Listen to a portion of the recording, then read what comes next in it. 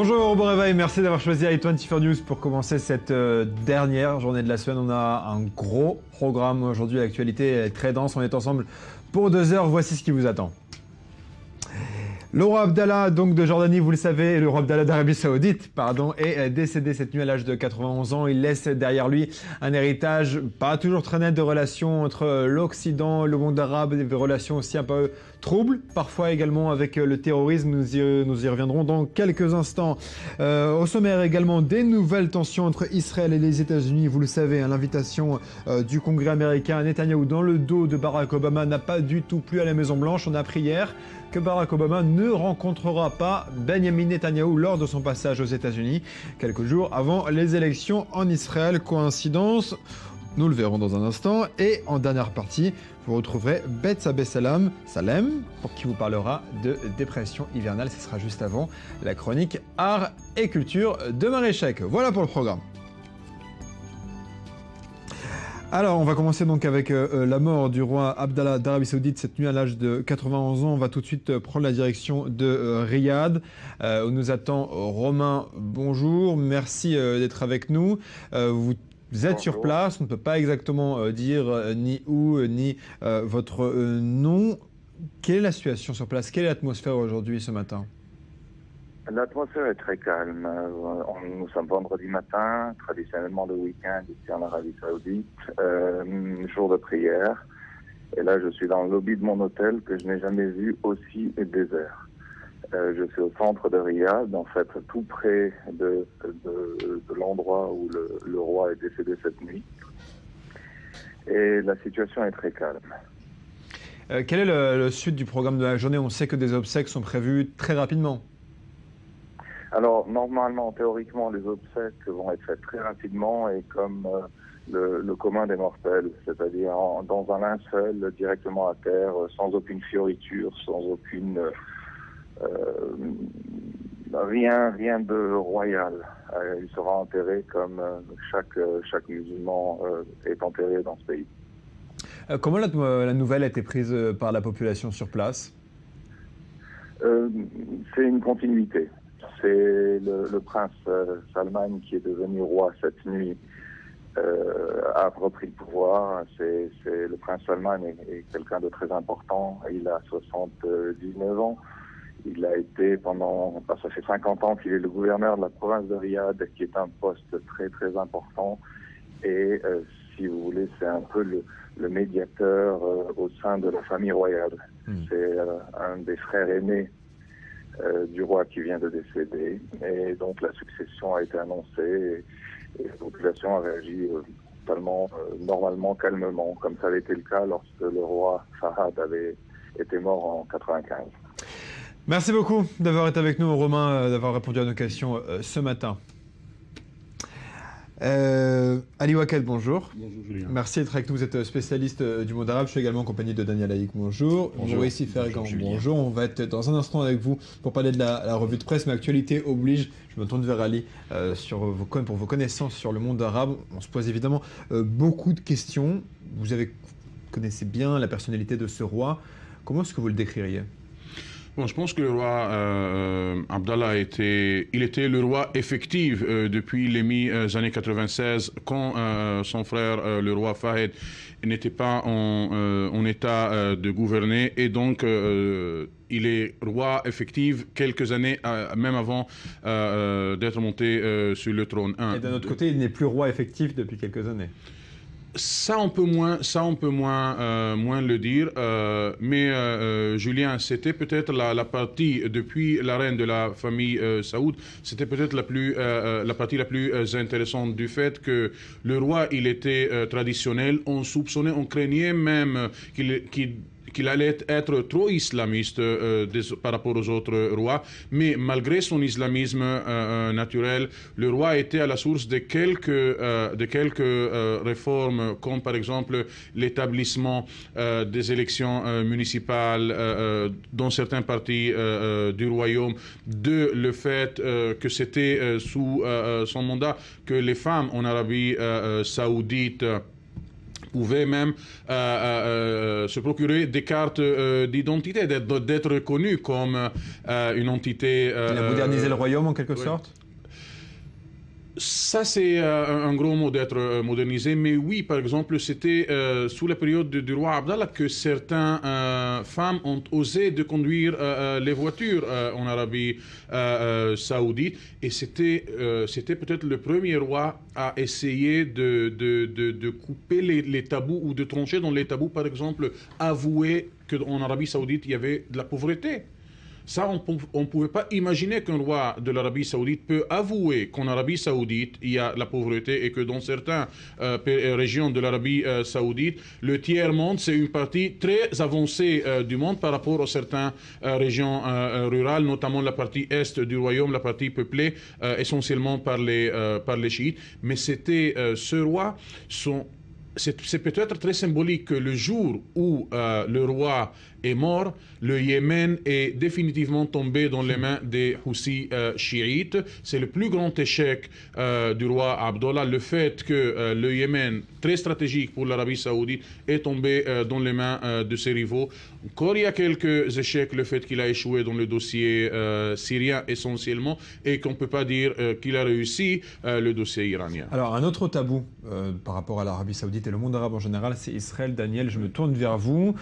Y avait-il des relations entre le roi d'Arabie saoudite et Israël? Je ne connais pas, je ne veux pas me prononcer sur ce que je ne sais pas, mais il y a dû avoir effectivement au fil des années des relations entre Israël, des relations discrètes entre Israël et le royaume. On parlait même d'un accord tacite de l'Arabie saoudite en cas de frappe sur l'Iran. Mais je crois que justement, il faut rappeler que quelque part aussi le roi Abdallah était, on va dire, l'initiateur de cette fameuse option saoudienne qui reste aujourd'hui considérée comme l'option la plus réaliste d'un règlement du conflit israélo-palestinien sur la base de retrait israélien de l'ensemble de la Judée et de la Samarie, un partage de Jérusalem, éventuel aussi un retour des réfugiés selon certains principes. C'est-à-dire en échange d'une reconnaissance de l'ensemble du monde arabe et d'une normalisation avec de l'ensemble du monde arabe avec l'État d'Israël, qui reste considéré par, disons, une partie du monde arabe comme la clé, on va dire, d'un règlement du conflit, même, il faut l'avouer aussi, par certains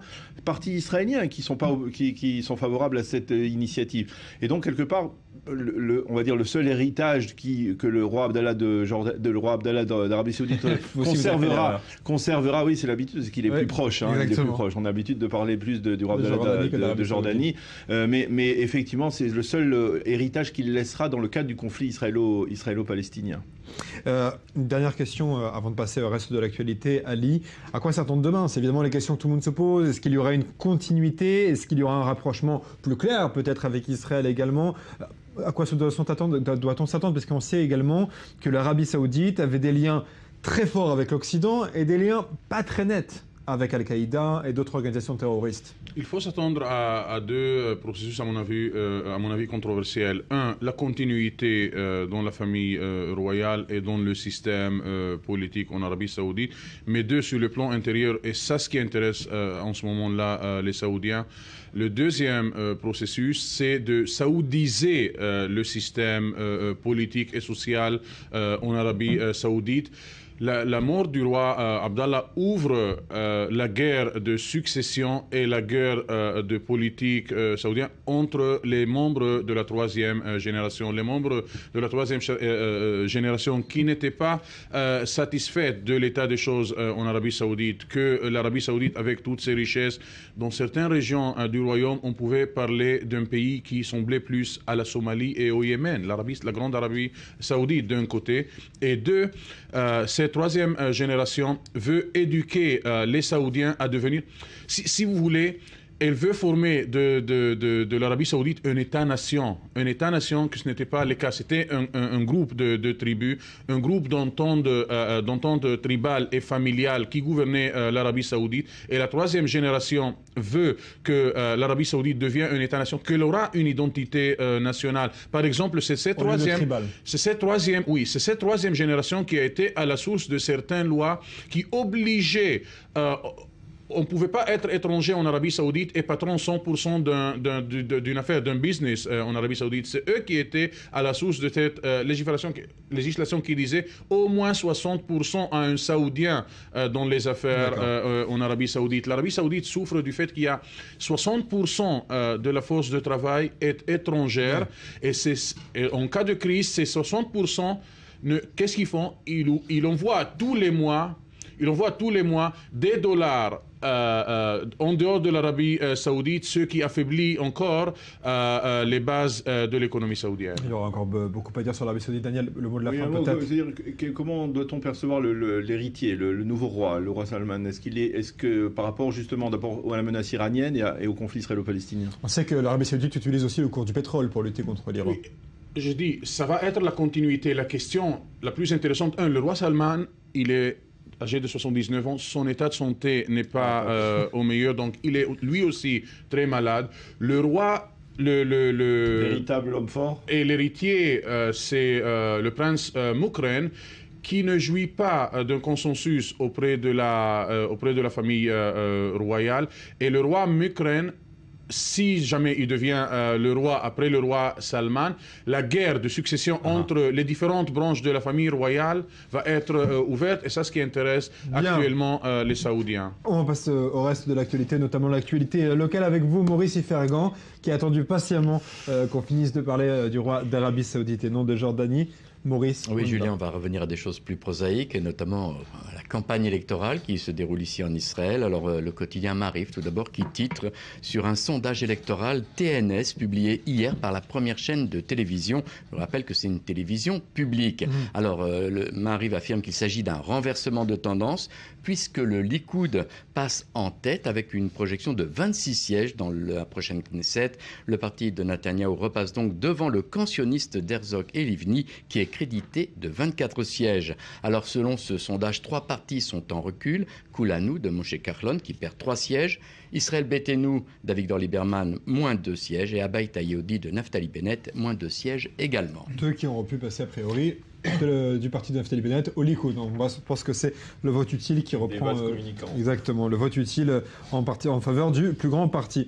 Jérusalem Post. Toujours sur la campagne électorale, le Jérusalem Post publie une interview assez intéressante de la présidente d'un nouveau parti, ou Besroutan, il s'appelle. C'est un parti qui réunit des femmes ultra-orthodoxes, Haredi. La présidente du parti, Ruth Kolian, a 33 ans, mariée, mère de 4 enfants, et décrit la situation de ces femmes ultra-orthodoxes comme proche de l'esclavage, pas moins, et souligne la nécessité d'avoir une représentante à la Knesset. Par exemple, la commission de la Knesset pour la promotion de la condition féminine a tenu un débat en novembre, dit-elle, pour discuter des conclusions alarmantes sur la santé des femmes dans le secteur ultra-orthodoxe. Un taux de mortalité du cancer du sein de 30% plus élevé et une espérance de vie plus basse que la moyenne nationale. Or, constate Ruth Kolian, pas un seul des députés ultra-orthodoxes n'a daigné participer au débat de la commission. Une précision sur l'image qu'on était en train de voir à l'écran jusqu'à il y a une seconde. La femme que l'on a vue dans l'image, on peut juste revoir l'image du Jérusalem Post une seconde pour clarifier la situation. Vous allez le voir, l'image d'illustration. Voilà, ce n'est pas le parti orthodoxe, on précise bien. Ce n'est pas une femme, c'est une publicité. Si j'arrive à lire d'ici, pour la protection des animaux. Voilà. Très précise pour pas comme vous avez dit les femmes orthodoxes, pour pas qu'on pense que c'est une affiche de campagne. Elle n'a pas l'air très... C'était ça? Je crois que oui. Vous croyez? Remettez-la une seconde pour qu'on ait les idées claires. On va revoir l'image dans une seconde. Oui, c'est elle. Il y a Baler Chaim. Il y a Ruth Kolian. Bien. Voilà. Très bien. Nous ne sommes pas des animaux. Nous ne sommes pas des animaux, absolument, avec ce jeu de mots. On continue avec le Yediot Ahronot. Alors, on revient diplomatie. Yediot Ahronot qui titre sur la vengeance d'Obama. Après avoir organisé un discours pour Netanyahou devant le Congrès des États-Unis, juste avant les élections en Israël, les proches du Premier ministre espéraient qu'il recevrait en supplément une invitation à la Maison-Blanche. Mais Barack Obama, écrit Yediot Ahronot, ne voit pas les choses de la même façon. Dans un communiqué de presse rare pour son ton, la Maison-Blanche a annoncé hier que le Premier ministre israélien ne pénétrera pas dans le bureau ovale. Déception donc dans l'entourage de Benjamin Netanyahou, qui admet tout de même qu'il faut comprendre les Américains.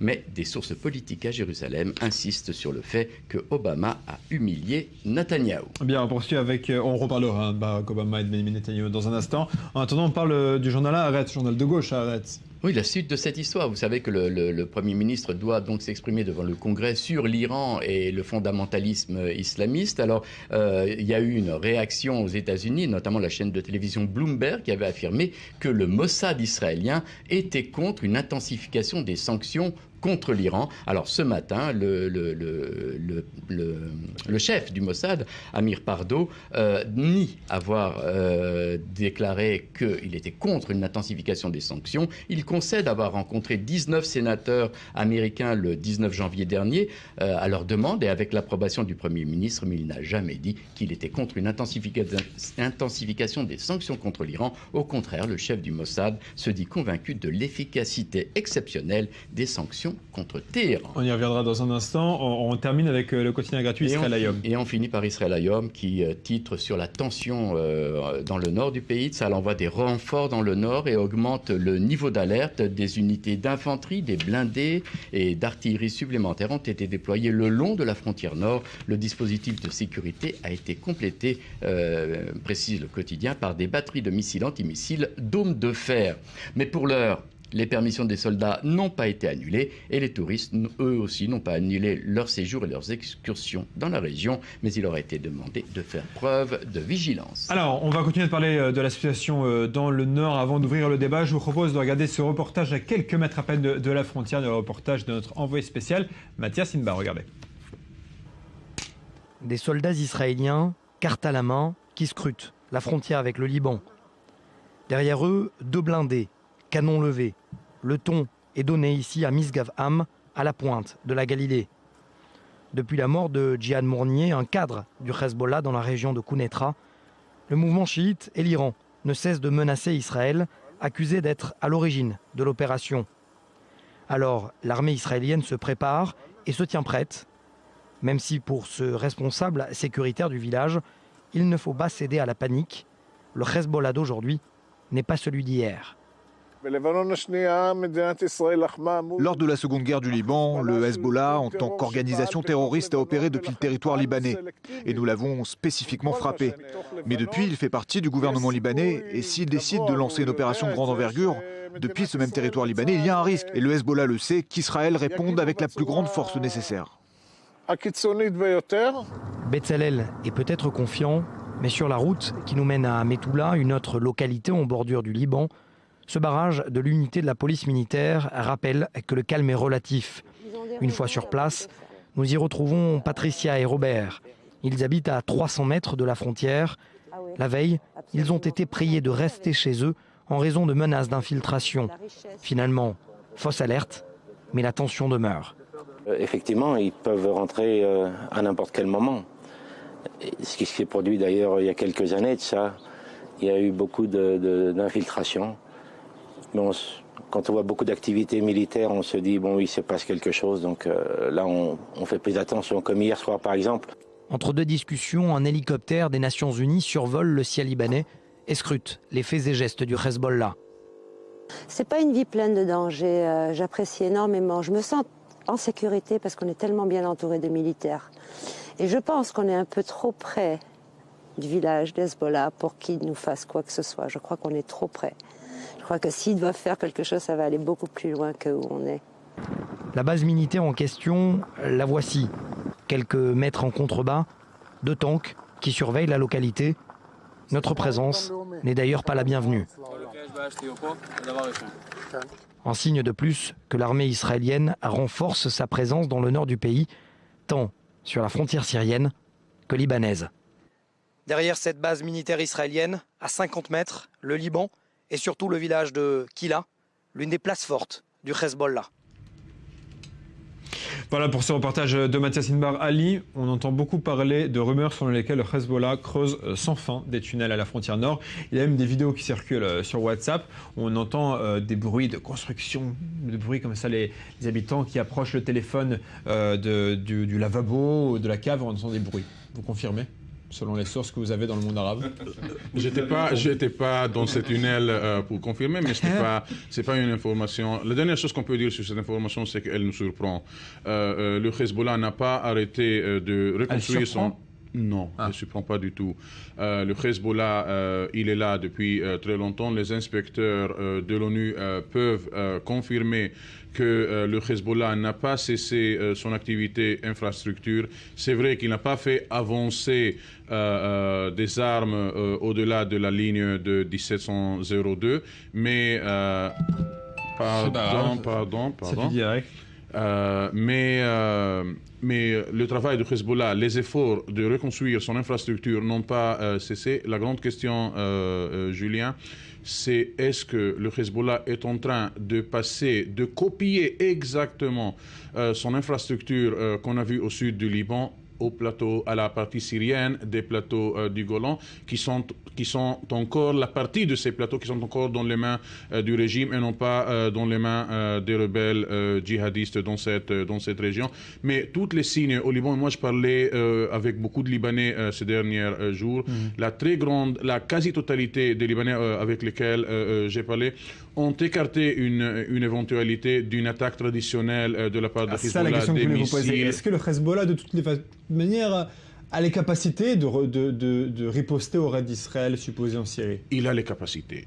La réponse est positive. Mais les calculs de Hezbollah sont beaucoup plus profonds et compliqués qu'on ne peut imaginer. Le Hezbollah est un parti politique qui a des ambiances politiques. Le Hezbollah représente la communauté la plus grande au Liban. 40% des Libanais sont les musulmans chiites. Et le Hezbollah ne veut pas ne peut pas sacrifier cette communauté à leur présence, surtout au moment où il est accusé d'être un des responsables du vide constitutionnel duquel souffre le pays depuis quelques bons mois. En quelques mois avant de passer à la politique, est-ce qu'on peut imaginer une réponse plus type Bourgas, c'est-à-dire un attentat contre des intérêts israéliens à l'étranger, ou plus type Ardov, c'est-à-dire des charges explosives sur une patrouille israélienne à la frontière? C'est les deux ensemble, et moi j'ajouterai, je n'écarte pas, selon certaines sources au Liban, un grand attentat en Israël. Et un quatrième scénario, c'est un attentat contre des cibles israéliennes ou juives à l'étranger. Et le cinquième, c'est un attentat contre une personnalité, un non responsable israélien. Alors, on va terminer avec une caricature du journal Haaretz. Ce qu'on va voir, ça va me permettre de faire la transition vers des sujets un peu plus politiques. On va la voir à l'écran dans un instant. C'est une caricature qui est publiée dans le journal Haaretz, qui a été dessinée par le dessinateur Biderman. Comme Michel Keshka n'est pas là aujourd'hui, on fait le travail comme on peut. Voilà. Alors, on voit donc ce raid supposé israélien. Dans l'hélicoptère, on voit Benjamin Netanyahu et son ministre de la Défense. Et apparemment, ce qui est au sol, c'est Bougie, à savoir Yitzhak Herzog. Ce qu'il en reste, voilà. En gros, il accuse Biderman, Netanyahu, d'avoir fait un raid électoral contre la gauche israélienne pour apporter des sujets sécuritaires sur le devant de la scène. Daniel, vous voulez réagir? Ça fait partie du jeu habituel durant les campagnes électorales. Oui, on a bien compris. C'est le chef du parti travailliste et ça fait partie à chaque fois. Vous savez qu'en juin 1981, on avait reproché à Menachem Begin à l'époque d'avoir bombardé la centrale aux Irak à l'époque pour des motivations politiques. Et effectivement, on peut dire que quelque part, quelques jours après, il y a eu des élections et Menachem Begin est passé de justesse. Il a été reconduit Premier ministre et donc certains disent que cela, en période électorale, on a plus facilement tendance à avoir la gâchette facile. Alors, on va continuer à parler de politique avec ce double incident avec les États-Unis. D'une part, cette rumeur selon laquelle le Mossad aurait demandé aux États-Unis de ne pas imposer de nouvelles sanctions à l'Iran. Rumeur démentie ce matin. Et bien entendu, donc, cette invitation à Netanyahu à parler devant le Congrès dans le dos de Barack Obama. Regardez. La polémique est née d'une fuite et c'est l'agence Bloomberg qui s'en fait l'écho. Selon elle, le Mossad aurait mis en garde les responsables américains contre un projet de loi controversé qui viserait à imposer à l'Iran de nouvelles sanctions. Ces dernières entreraient en vigueur après la date butoir du 30 juin, si les pourparlers sur son programme nucléaire n'aboutissaient pas à un accord. Démenti immédiat des services secrets israéliens dans un communiqué plutôt inhabituel de l'organisation. Le 19 janvier 2015, le directeur du Mossad, Tamir Pardo, a rencontré une délégation de sénateurs américains. Contrairement à ce qui a été publié, le directeur du Mossad n'a pas déclaré s'opposer à de nouvelles sanctions contre l'Iran. Le directeur du Mossad a souligné l'impact exceptionnel des sanctions imposées à l'Iran ces dernières années et qui l'ont poussé à s'asseoir à la table des négociations. Trop tard pour enrayer la controverse. Pour la presse israélienne, les révélations de Bloomberg illustrent de manière flagrante les divergences d'opinion entre Benjamin Netanyahou et le Mossad. Et pour cause, le chef du gouvernement israélien n'a jamais caché être favorable à un renforcement des sanctions contre le régime de Téhéran. En d'autres termes, il soutient la démarche du Congrès américain, dominé désormais par les républicains. Nous partageons le même objectif, mais pas les mêmes tactiques quant à la façon d'atteindre cet objectif. Mais nous sommes déterminés à empêcher l'Iran de se doter de l'arme nucléaire. Et comme si une polémique en chassait une autre, plutôt, c'est l'invitation au Congrès de Benjamin Netanyahou qui a fâché la Maison-Blanche. Elle reproche au Premier ministre israélien de ne pas avoir respecté le protocole en vigueur pour toute visite officielle d'un haut dirigeant. À propos de la visite du Premier ministre israélien, il est toujours le bienvenu pour venir s'exprimer aux États-Unis. C'est quelque peu inhabituel de l'apprendre par le président de la Chambre des représentants. En fin de compte, Benjamin Netanyahou a décidé de reporter sa visite américaine au 3 mars, en marge de la convention du puissant lobby AIPAC à Washington.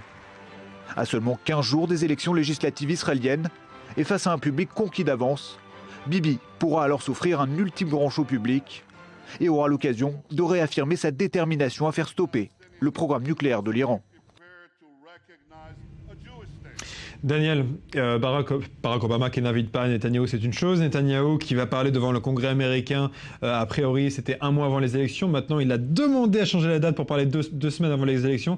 Là, c'est le summum de l'utilisation électorale. Oui, mais ça fait aussi partie du jeu électoral. C'est-à-dire tout ce qui se passe en Israël ou dans la région quelques mois ou quelques semaines avant les élections fait partie de la campagne électorale. C'était la même chose. Je parlais de Menachem Begin tout à l'heure. J'aurais pu dire que en 1996, il y avait eu un sommet à Sharm el-Sheikh de lutte antiterroriste à la suite des attentats où Chirac, etc., le roi Abdallah justement, et qui était venu pour essayer officiellement de faire former un front antiterroriste, mais en fait c'était essayer d'aider Shimon Peres à remonter dans les sondages après les attentats terroristes du Hamas. Donc à chaque fois il y a la campagne électorale. Dans le cas précis, Benjamin Netanyahou clairement veut montrer que veut se présenter devant les deux chambres. Il veut être applaudi à de multiples reprises par un congrès qui lui est acquis d'emblée. Et puis il faut rappeler que John Boehner est tout simplement a reçu, on va dire pour sa campagne électorale, quelques 10 millions de dollars d'un homme que Benjamin Netanyahou connaît très bien, qui s'appelle Sheldon Adelson, et qui est on va dire un des bienfaiteurs de Benjamin Netanyahou, et surtout le patron du journal, le propriétaire du journal Israël Hayom.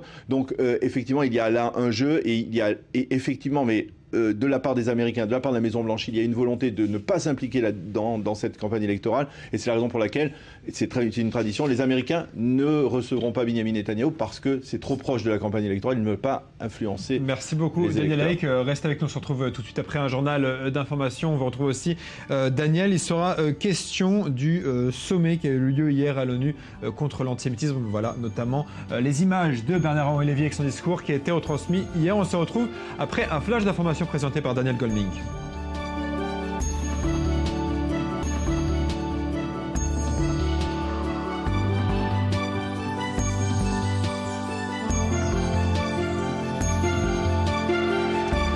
Deuxième partie du Morning Day 24 News. Bonjour et bienvenue si vous nous rejoignez. Rudy Sada, bonjour. Bonjour Julien. Merci de nous avoir rejoints. Daniel Haïk, bonjour, merci d'être resté après ce flash d'informations, absolument.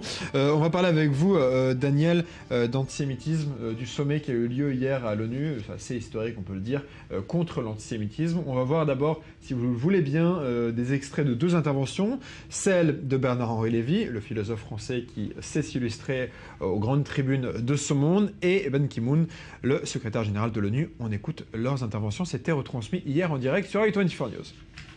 Même si les comportements d'Israël étaient exemplaires, même si Israël était une nation d'anges, même si le peuple palestinien se voyait attribuer l'État qui lui revient de plein droit, même à ce moment-là, malheureusement, cette haine antique n'en disparaîtrait pas pour autant. Les griefs contre les actions israéliennes ne doivent pas être utilisés comme excuse pour attaquer les Juifs. De même, les critiques contre les actions israéliennes ne doivent pas être passées sous silence ou simplement qualifié d'antisémitisme. Il faut au contraire passer par le dialogue, passer par la quête de la paix. Daniel, même si les Palestiniens avaient leur État, la haine et la critique des Juifs continueraient. Oui, je pense Henri Lévy. Oui, je pense que d'abord, cet antisémitisme revient malheureusement. On va commémorer dans quelques jours, et à l'initiative aussi de l'ONU, le 70e anniversaire de la libération du camp d'Auschwitz. Je crois que quelque part, cet antisémitisme existe toujours, peut-être existera toujours, et qu'il faut essayer de le combattre, même s'il semble être une partie intégrante de l'histoire de l'humanité. Je crois que quelque part, ça fait partie de l'histoire de l'ADN de l'humanité, qu'il y ait un antisémitisme qui existe et qui n'arrive pas à être jugulé. Il faudrait qu'on explique pourquoi le peuple juif est la cible de cette haine au cours des nations. Il y a des explications, on va dire spirituelles, il y a des explications qui ont été un peu plus rationnelles, mais je crois que quelque part, il faut essayer d'expliquer. Je crois que aussi, c'est un point important, cet antisémitisme change de visage. Aussi. Ce n'est plus le même visage que celui d'il y a une centaine d'années. Il y a déjà 15 bonnes années qu'on peut parler que c'est un nouvel antisémitisme, un antisémitisme véhiculé par l'islam radical, et que malheureusement on constate que les nations ont du mal à faire face, ont du mal à lutter, et comme si quelque part il y avait même dans leur ADN une incapacité à vouloir juguler jusqu'au bout je voudrais qu'on parle de l'Europe, fléau. parce que le cœur du problème, en tout cas celui dont on parle le plus, c'est en Europe. C'est là où vraiment se cristallisent les tensions. Je voudrais vous parler d'un sondage qui a été publié cette semaine, probablement d'ailleurs pour les 70 ans de l'anniversaire de la libération du camp d'Auschwitz. Qui marque en fait, depuis à l'initiative de l'ONU, la journée internationale de la Shoah. C'est le jour de la Absolument. Ça sera commémoré dans quelques jours, et les cérémonies seront transmises évidemment sur i24 News en direct. Regardez ce sondage qui a été commandé par le Congrès juif européen. 60%, ça se passe en Grande-Bretagne, d'accord ? 60% des personnes interrogées qui avaient entre 18 et 35 ans, donc les jeunes, 60% de ces personnes interrogées ignorent que 6 millions de juifs ont été assassinés pendant la Shoah. On parle des jeunes britanniques de 18 à 35 ans. 60% ne savaient pas que 6 millions de personnes ont été assassinées pendant la Shoah. Oui, je crois que le vrai problème, c'est un problème d'éducation. On en a parlé depuis les attentats de Paris.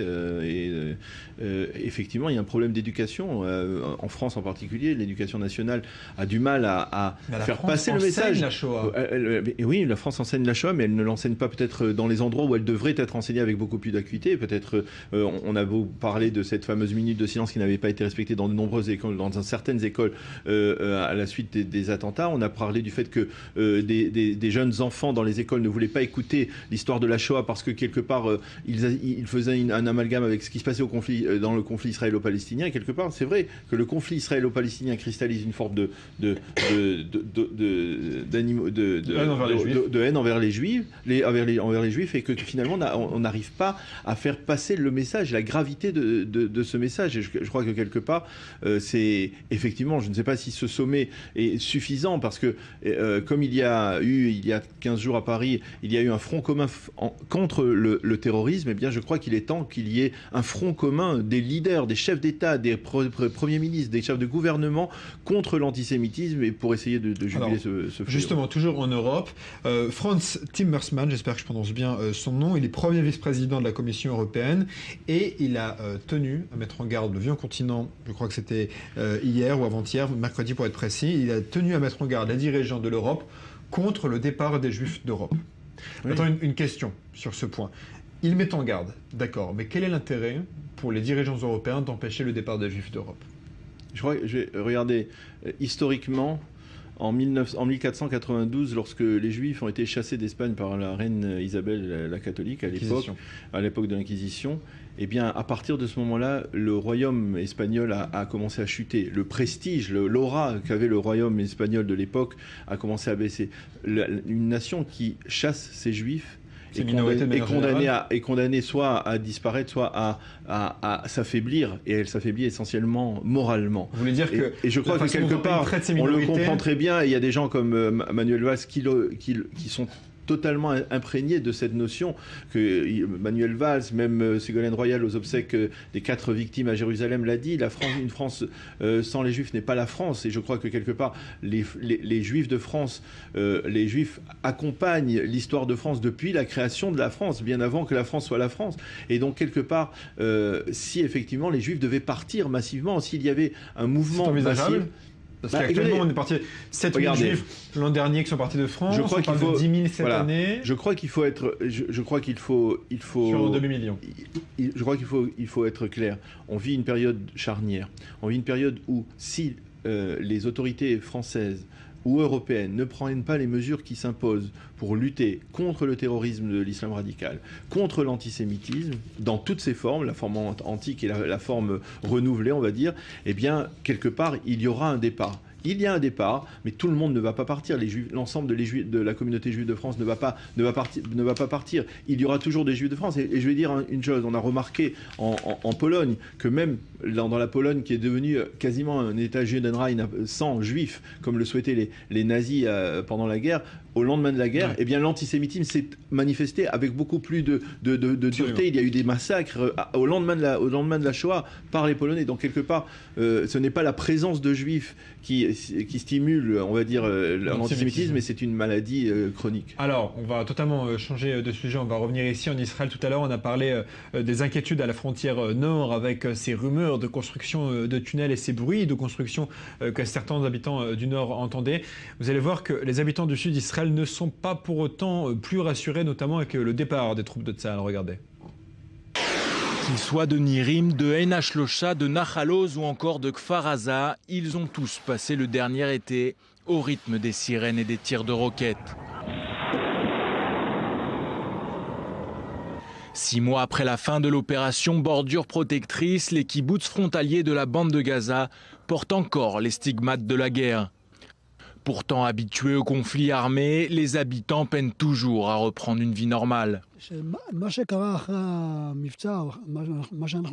qui s'est passé pendant l'opération, pendant la guerre, a beaucoup affecté le sentiment de sécurité des habitants, et pas uniquement de ceux qui vivent en bordure de la bande de Gaza, mais de tous ceux de la région du Negev occidental.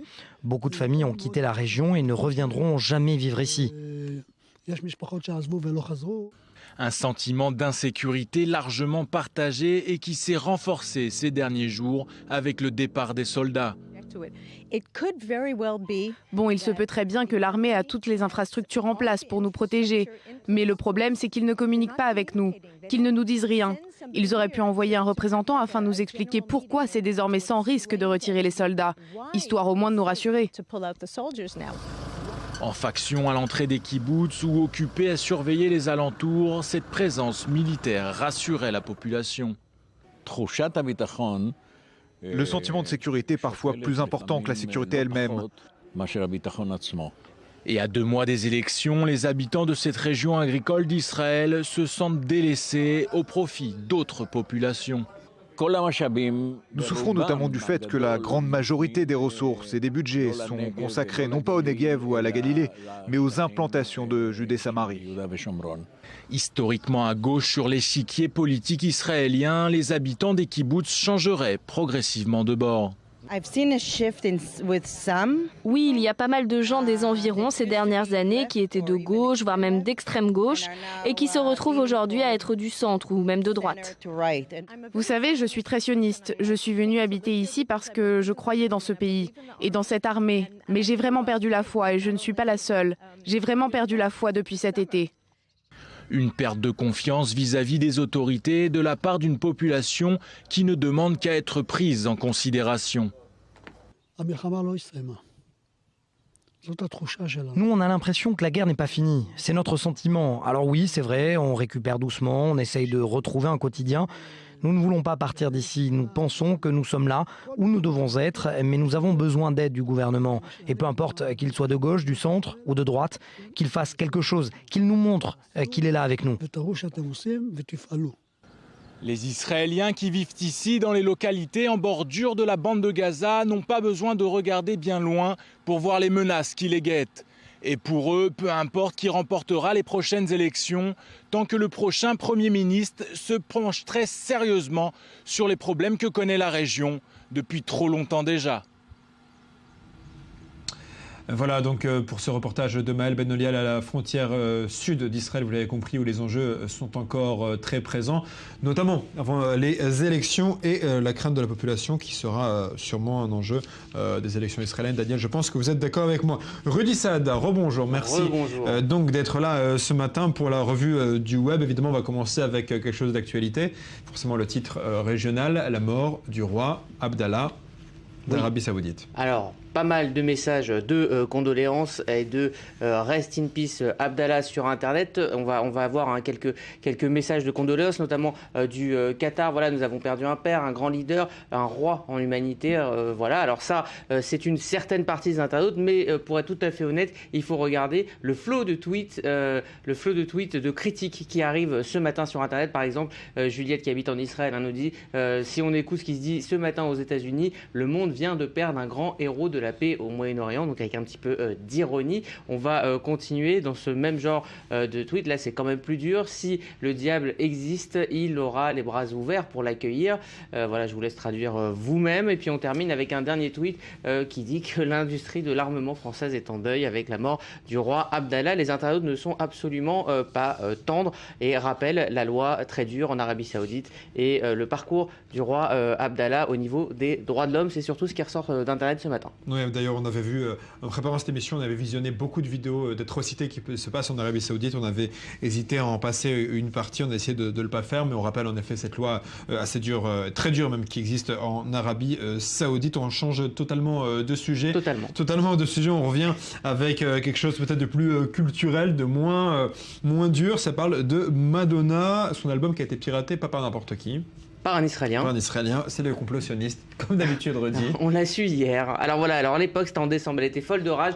Elle en avait brisé son iPod de rage, regardez, mais profitant au final du buzz médiatique. Elle avait avec quoi? Parce que là, c'est... je sais pas, avec un marteau, un burin, je ne sais même pas. Si vous le jetez sur le sol, il ne brise pas comme ça. En tout cas, oui, elle l'a bien fait, c'est du Madonna. Et donc, elle avait pu diffuser 6 titres de cet album qui devait sortir en mars. Alors, bonne idée, parce que son titre, Living for Love, s'est placé rapidement en tête des ventes dans 40 pays. Donc, tout est bien qui finit bien pour Madonna, d'autant plus donc mercredi, la police israélienne a arrêté à la suite d'une enquête menée conjointement, c'est-à-dire côte à côte, parallèlement avec le FBI. Rien que ça, ils ont donc arrêté le responsable de ce piratage. Il a 38 ans, c'est un ancien candidat de télé-réalité, lui-même chanteur, et donc il est accusé officiellement d'intrusion. On connaît son nom ou pas encore? Oui, on connaît son nom. D'accord, mais je l'ai oublié. Mais c'est un ancien. Il a participé à... Vous avez dit télé-réalité, je me suis dit non, mais il a une star locale. Il a participé à Rising Star cet été, et donc il est accusé d'intrusion illégale dans les ordinateurs, de vol de propriété intellectuelle et de fraude. Donc c'est une enquête réussie qui nous a valu donc ce tweet de remerciement et de félicitations de Madonna. Elle dit: je suis profondément reconnaissante au FBI, aux enquêteurs de la police israélienne et à toute autre personnes qui ont aidé à mener à cette arrestation. Donc finalement, la séquence marketing était parfaite pour Madonna. Donc mess with Madonna. On va parler à présent de Erdogan et des moqueries. Il ne faut pas se moquer non plus de Erdogan. S'il ne faut pas plaisanter avec Madonna, Erdogan, ce n'est pas non plus une bonne idée. Si vous avez le droit à une réception, peut-être qu'un jour, Daniel Haïk, vous aurez le droit à une réception dans le somptueux palais présidentiel turc, alors tout nouveau d'ailleurs, vous aurez droit à ça. 16 soldats en 16 costumes différents vous escorteront, comme ils ont donc escorté, vous le voyez sur cette photo, le président de l'autorité palestinienne, Mahmoud Abbas. Alors chacun de ces soldats finalement de musée symbolise l'un des 16 empires de l'histoire turque, une volonté finalement de glorifier le passé de la Turquie et de draguer un peu le sentiment nationaliste ou carrément, certains disent, célébrer le retour de l'empire turc après, je cite une députée turque du parti d'Erdogan, après cette parenthèse, cette coupure publicitaire de 90 ans, c'est-à-dire la République, rien que ça. Alors évidemment, devant un tel déferlement de costumes, les internautes choisissent la carte de l'humour et de la moquerie. Vous le voyez, quelques tweets pour le père Nadler. Erdogan préside voilà. Alors là, on les a tous vus, mais donc il y a la Turquie en mode Puy du Fou. Là, on voit, on s'est demandé si le Seigneur des Anneaux se tournait en Turquie aussi, et là on va voir le mode Star Wars, donc évidemment Internet n'arrête pas de se moquer de tout ça. Pour ces explications, on se retrouve après un flash d'informations.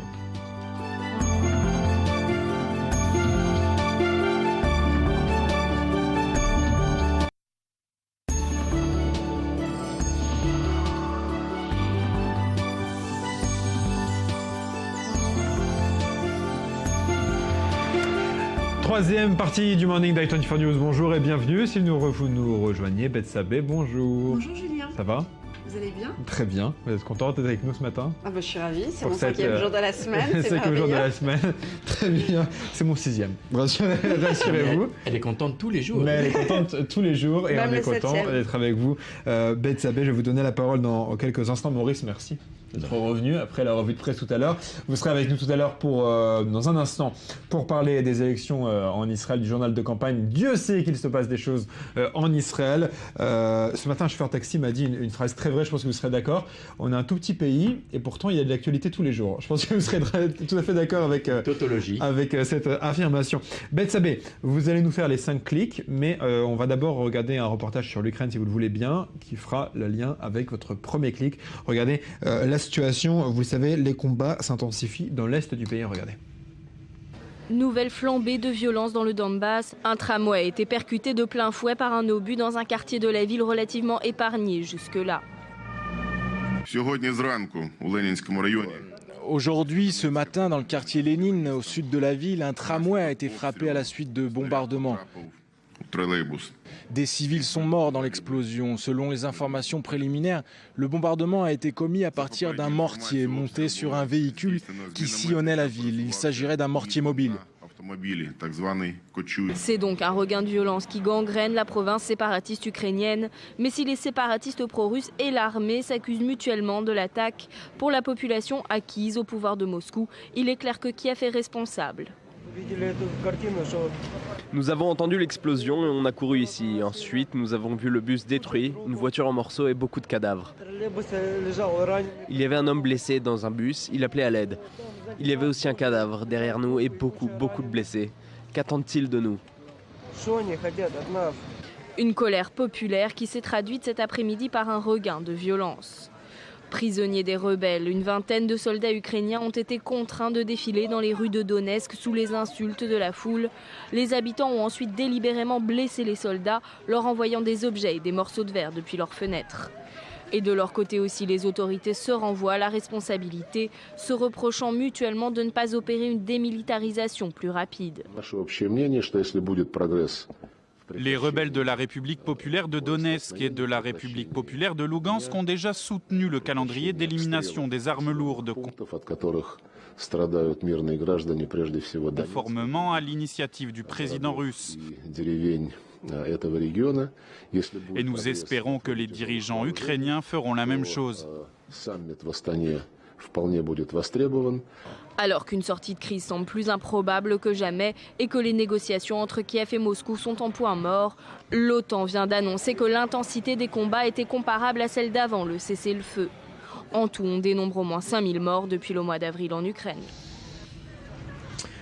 Voilà donc pour le point sur la situation en Ukraine. Bethsabée, donc on est avec vous pour votre rubrique les 5 clics. Le premier justement. Et on commence par l'Ukraine. Effectivement, l'armée ukrainienne qui vient d'abandonner donc l'aéroport de Donetsk. Il n'en reste plus aujourd'hui que des carcasses de bâtiments, des bâtiments calcinés, criblés de balles. Et RFI souligne que l'armée avait quand même réussi à tenir cet aéroport 242 jours. Donc sa valeur stratégique se double d'une valeur symbolique. Et puis il y a, au-delà de ces défaites militaires, il y a le sang, ce sang qu'on voit sur l'illustration. Et pas qu'à Donetsk, le pays pleure ses morts. C'est ce que titre Courrier International aujourd'hui. Il y a un an, le 22 janvier, c'était il y a un an hier, le 22 janvier 2014, les forces de l'ordre du président Yanukovych ouvraient le feu, on s'en rappelle, sur les manifestants, faisant 2 morts à Kiev. Alors depuis, le pays a été pris au piège d'une guerre de plus en plus impitoyable et qui évolue pour l'instant en faveur des pro-russes. Et puis des morts, il risque d'y en avoir d'autres, puisque selon le quotidien de Lviv, cette petite ville, une 4e vague de mobilisation a été lancée et elle concerne non seulement les hommes mais aussi les femmes âgées de 20 à 60 ans. Elle devrait se dérouler en 3 étapes, de janvier à avril prochain, et devrait appeler plus de 50 000 drapeaux sous 50 000 personnes sous les drapeaux ukrainiens. Alors ce bain de sang qu'on a vu sur RFI, du trolleybus, on le voit aussi sur CNN. Regardez, c'est d'ailleurs la formule utilisée, le bain de sang, dans le titre de morts en 24 heures. De l'article. Effectivement, 41 morts en 24 heures. CNN qui relève, comme d'habitude, la violence s'accélère quand les négociations sont en cours, ce qui est le cas actuellement. Ce qui est le cas, même en Israël, au Proche-Orient, à chaque fois qu'il y a des négociations, le sang coule à chaque fois. On passe au deuxième clic. Bethsabée, vous nous parlez du coup de maître de Draghi. Draghi qui a annoncé son plan de rachat d'actifs. Mario Draghi, littéralement plébiscité par la presse, Julien, avec ce plan de relance de plus de 1100 milliards d'euros. Comme par les Échos, regardez, en effet, la BCE a réussi à ne pas décevoir ses investisseurs. Les taux obligataires atteignent à nouveau des points bas et c'est un sans faute pour les marchés financiers, écrit les Échos, qui se noient en compliments puisque le quotidien financier souligne aussi l'art de la communication du président de la BCE qui a évité le plus gros risque à court terme sur les marchés, la déception. L'attitude de la BCE louée aussi outre-Atlantique. Bien sûr, regardez le Wall Street Journal. Le coup de la BCE ouvre une nouvelle ère en Europe, écrit le quotidien financier, avec des effets sur les salles de marché dans le monde et pas seulement en Europe. On part en France pour le troisième clic. Voilà, en France, pour défendre une fois de plus la liberté d'expression après ces attentats dont a été victime non seulement Charlie, mais le pays tout entier, une initiative menée par des écrivains. C'est le Livre de Poche qui va publier un recueil de textes dont les bénéfices vont être versés intégralement au journal Charlie Hebdo. On parle de 60 auteurs en tout qui auraient répondu à l'appel.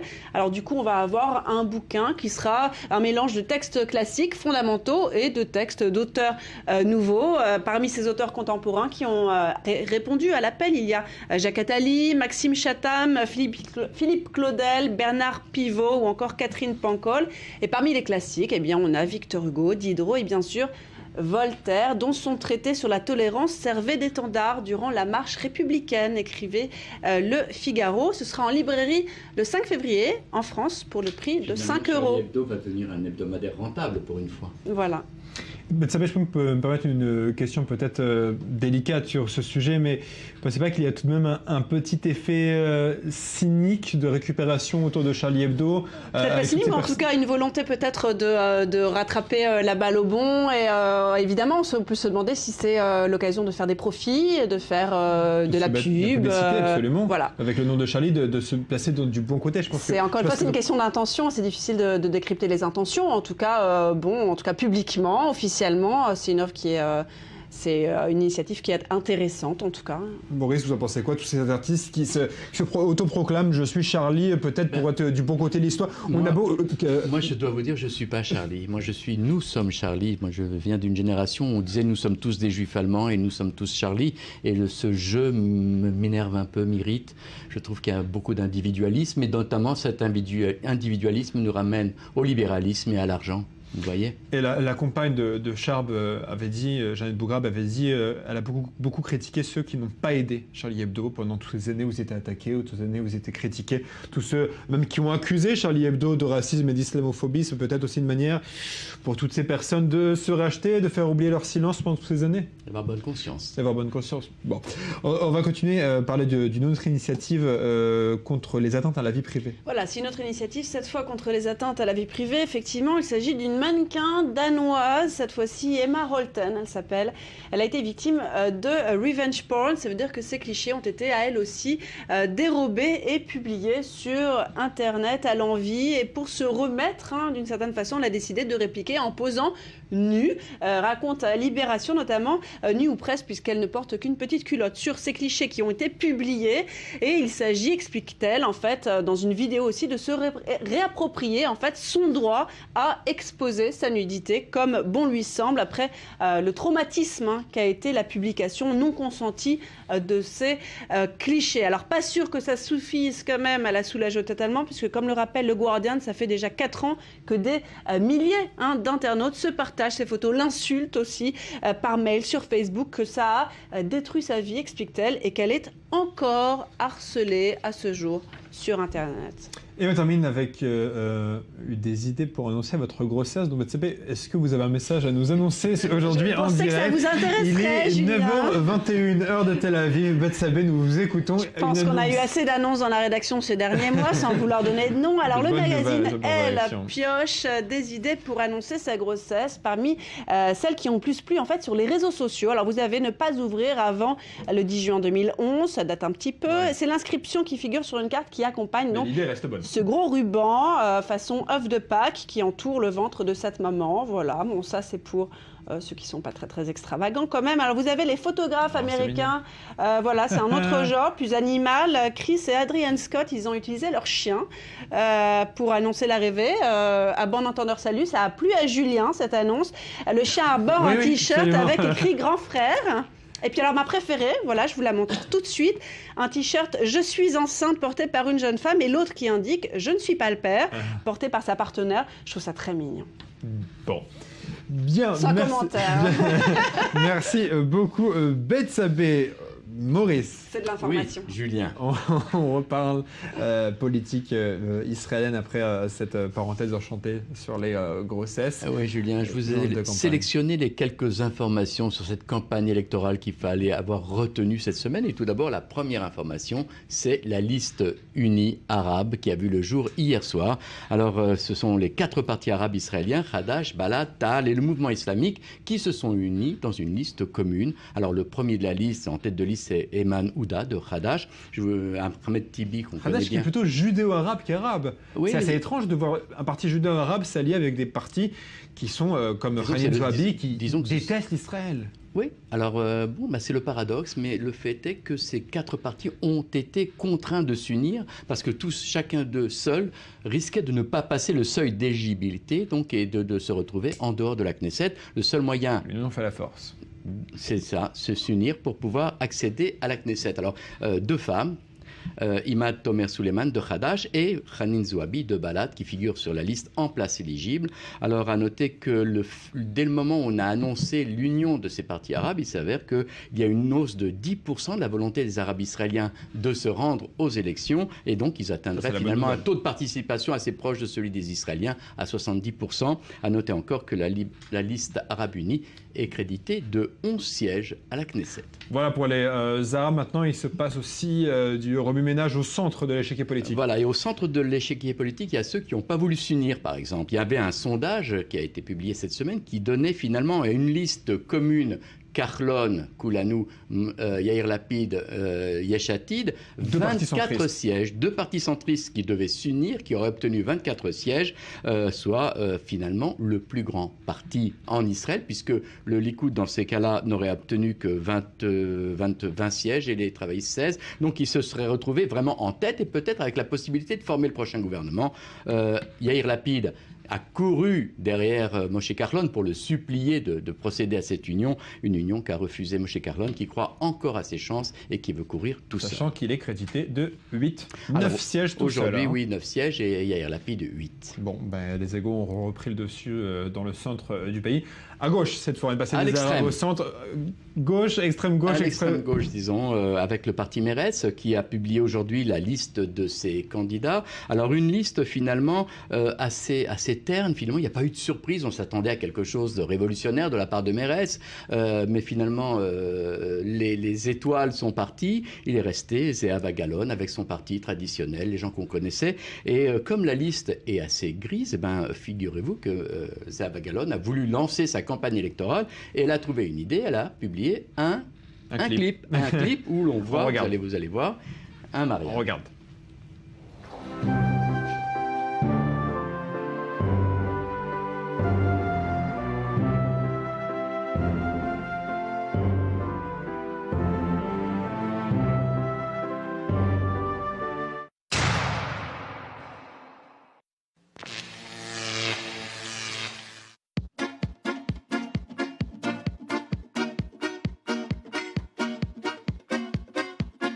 אל תתייאש, אל תתבייש, רק אל תגיד שנחיה עם מה שיש. בוא נתעורר, נצא אל האור, לא מוכנים לצעוד לאחור. אני רוצה את מרץ בתוך הממשלה. Alors le message est clair, vous voyez les candidats Meretz arriver dans un mariage assez triste et faire la fête. Il faut dire que Zéa Galon rêve de passer la barre des 10 mandats. Elle est créditée de 5 aujourd'hui. Et la phrase du refrain qui revient, c'est « Je veux Meretz au gouvernement ». Il rappelle que Meretz n'a pas été dans le gouvernement depuis très longtemps, les années 90 si mes souvenirs sont bons. Donc ça serait historique de revoir le Meretz dans un gouvernement et pas dans l'opposition. On verra ce qu'il en sera. On verra. Ceci nous amène au sondage de fin de semaine. Alors la première chaîne de télévision, je vous l'ai dit tout à l'heure, a annoncé un renversement de tendance. C'est du moins la façon dont Maariv présente les choses. Le Likoud est crédité de 26 sièges, donc le premier parti d'Israël, et le camp sioniste de Herzog et Livni de 24 sièges. Donc finalement, si on fait la moyenne des 3 derniers sondages selon le quotidien Haaretz, finalement, il y a un match nul, 24 partout, entre le Likoud et le camp sioniste. C'est toujours impossible de savoir qui sera Premier ministre. Voilà, impossible de savoir. Mais qui va faire la décision, Julien ? Le président. Non, les indécis. Sachez encore qu'il y a en Israël 18% de personnes qui sont indécis et qui ne savent pas s'ils vont voter. Merci beaucoup Maurice Ifergan de ces explications. Betsabé, je vous retrouve juste après un flash d'information pour une chronique pour parler de la dépression hivernale et des solutions. On va s'amuser tout de suite après le flash d'information de Daniel Goldmink.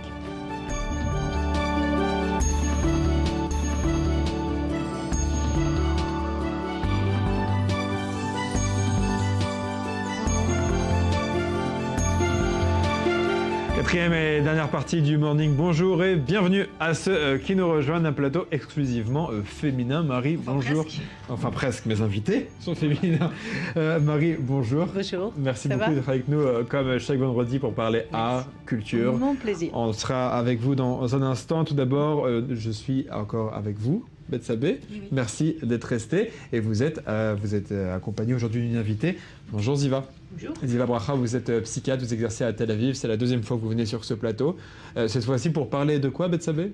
On parle de la dépression hivernale, Julien, puisque d'autant que lundi dernier, c'était ce qu'on appelle le Blue Monday, ce qui était un lundi qui a été désigné par les médias comme le jour le plus déprimant de l'année, même si d'autres vous diront que c'était le lundi d'avant ou le lundi d'après. C'est en fait le 3e lundi du mois de janvier, le jour où les gens sont le plus déprimés. Alors on ne parle pas du coup de déprime passager, du coup de barre passager, du blues qui dure de 3 jours, quelques jours où vous avez, Julien, que envie de dormir et de manger des sucreries. On parle du trouble affectif saisonnier. C'est une vraie maladie dont les symptômes se manifestent évidemment d'octobre à avril. Alors c'est un véritable phénomène puisque entre 3 et 5% de la population en souffre dans l'hémisphère nord. Vous aurez compris pourquoi. J'allais vous poser la question. Puisque c'est une dépression qui est liée au manque de lumière dont on est victime pendant l'hiver. Regardez derrière moi, voilà. Il fait beau. Exactement. Est-ce qu'on est dans l'hémisphère nord ? On va expliquer ça. On va expliquer. Bon, très bien.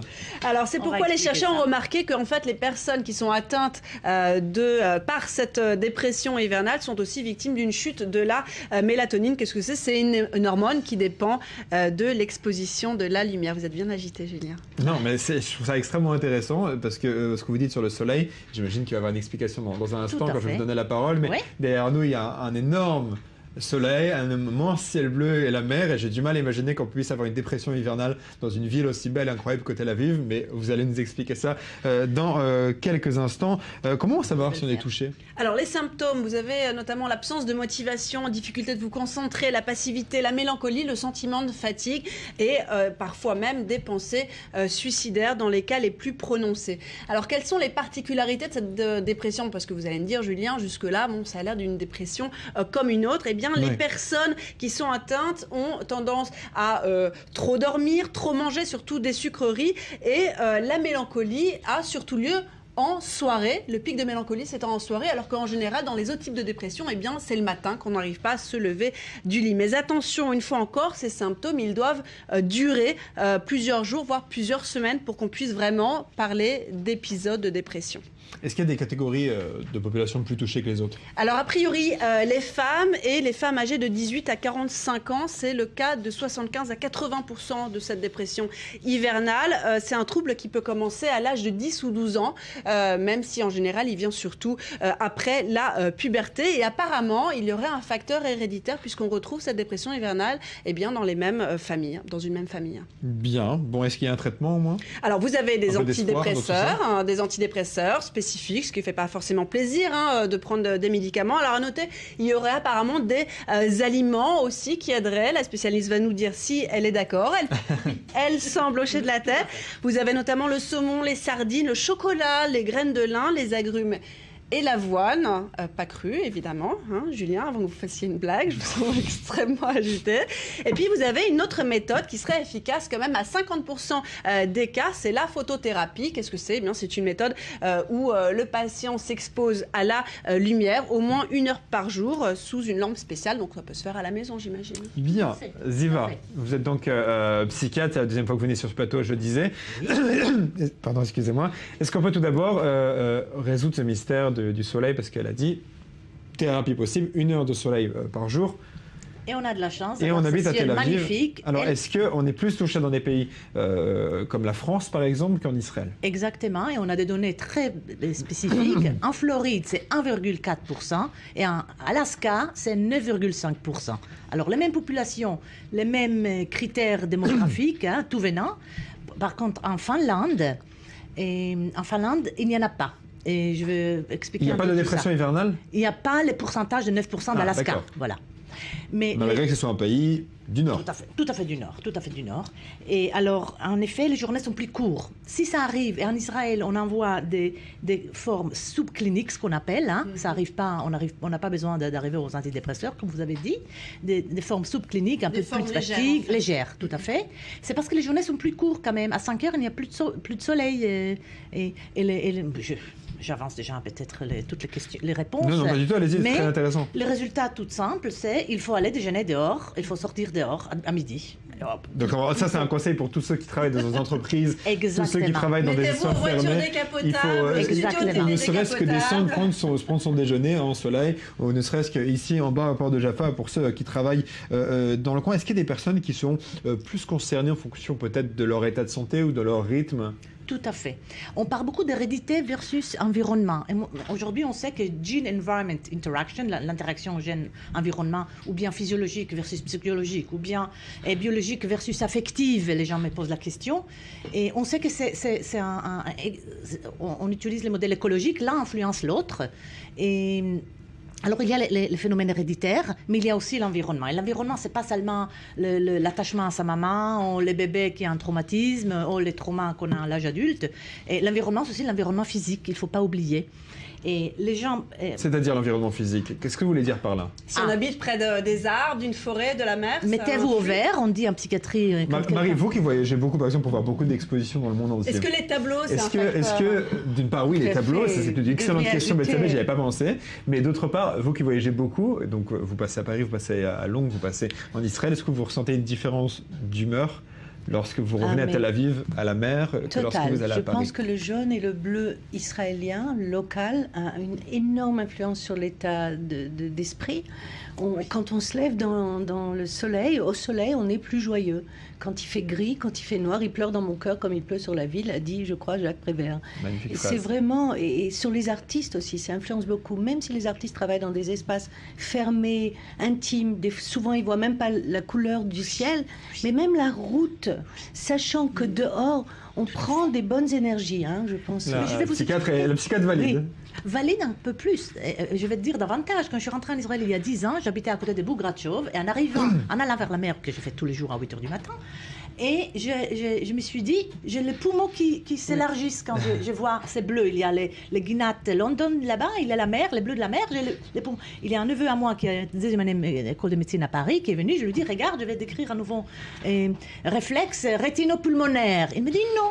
La couleur bleue, spécifiquement bleue, quand il touche la rétine, il fait un surge, un pic de sérotonine. Ça veut dire qu'il faut peindre nos chambres en bleu ? Oui, c'est pas le vert, c'est le bleu. Ça nous détend, en fait. Le bleu, c'est le nouveau vert. C'est ma couleur préférée, écoutez, ça tombe bien. Est-ce que... qu'est-ce qu'on doit faire d'abord ? Qu'est-ce qu'on doit faire si j'ai l'impression d'être atteint de dépression hivernale ? Qu'est-ce que je fais ? Dites-nous tout, Julien. Non, mais j'allais dire, je dois partir au soleil, mais je peux difficilement faire mieux que ce qu'il y a derrière moi. Hygiène de vie. Hygiène de vie, c'est nourriture, activité, sommeil. Nourriture, activité, sommeil, j'aime les triades, moi. Et alors, respecter les horaires des sommeils, et faire les enfants qui jouent dehors plutôt que devant. C'est quand on est journaliste. D'accord. Parlons des enfants. Au lieu de jouer devant la vidéo, sortez dehors. D'accord. Voilà. Merci beaucoup, Ziva, de ces explications. Merci d'avoir été avec nous. J'imagine qu'on sera amené à vous réinviter de nombreuses fois sur notre plateau. Marie, bon, on passe à notre monde, je ne sais pas, parce que finalement, on a encore les tout artistes est lié. Et la psychiatrie, c'est très lié. C'est très lié, ça pourrait faire l'objet d'un long débat. C'était le soleil. Le jaune, c'était le bonheur, l'amour. Alors aujourd'hui, deux sujets dont vous voulez parler aujourd'hui. Tout d'abord, une exposition qui est un peu, non, comme vous l'avez dit, j'ai pensé à un nom de GPS. La voie du GPS, c'est recalcul d'itinéraire. Ouais. C'est ça le nom de l'exposition. Le nom, c'est recalculer la route. Recalculer la route. Ça fait partie, c'est une exposition au musée de Petah Tikva. Ça fait partie d'une série d'expositions dans le monde entier, 14 expositions qui célèbrent le post-globalisme dans l'art. Et c'est deux notions un peu différentes. L'art, c'est beau, c'est esthétique. Et là, tout à coup, post-globalisme, c'est plus social, c'est plus... C'est quoi post-globalisme, finalement ? C'est-à-dire, qu'est-ce qui va se passer demain dans le monde de l'art ? Après la mondialisation. Je parle de l'art, bien sûr. Il paraît que d'ici 50 ans, il y aura 1 milliard de gens dans le monde qui seront vagabonds, qui vont passer d'un endroit à l'autre, qui ne sauront pas quel est leur pays. Déjà, on voit... Choix ? Par la vie. Vous savez, votre fils va là-bas, vous le rencontrez, vous ne savez, vous invitez plus là. Phénomène des expats. Par problème aussi économique. Beaucoup de gens bougent. Vous voyez déjà l'immigration, il y en a beaucoup. Donc, Israël est un pays d'immigration de base, donc on connaît déjà ce phénomène ici. Mais ça devient vraiment un des fléaux de l'ère moderne. D'accord. Qu'est-ce que les artistes font avec ça ? Est-ce qu'ils vivent avec ? Est-ce qu'on reste avec la peinture de Picasso ? Est-ce qu'on utilise l'écriture de Rimbaud ? Non, le monde a changé.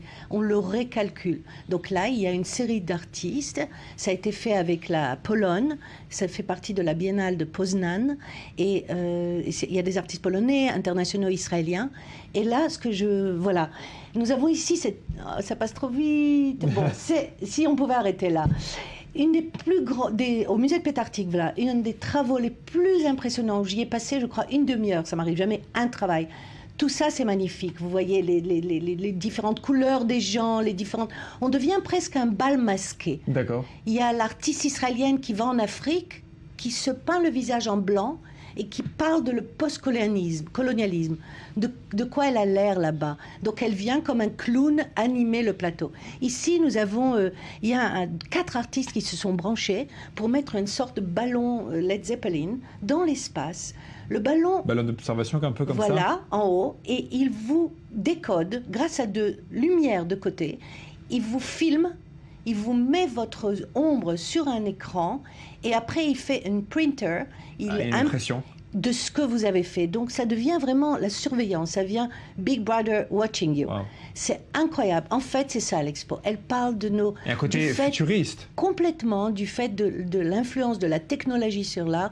Qu'est-ce qu'on va faire ? Qu'est-ce que l'artiste qui est si individuel en général, va faire par rapport à la technologie, par rapport au post-média, au post-global ? Est-ce que les Israéliens ont une approche du post-média, du post-globalisme, comme vous dites, différente du reste du monde ?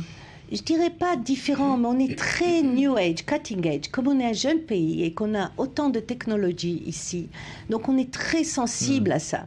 Vous voyez, des fois, on double un peu l'Europe, pas dans notre intelligence, mais du fait qu'on soit jeune. Bien sûr. Et donc, il faut inventer pour survivre également. Voilà, et les artistes voyagent beaucoup dans le monde, étudient dans le monde, sont influencés. Un dernier mot sur cette exposition. Oui. Vous avez dit musée de Petah Tikva. Oui. C'est pas anodin. C'est un des meilleurs musées en Israël, si ce n'est le meilleur. Le même type d'art. La directrice parle toujours d'art politique, d'art social, d'art engagé.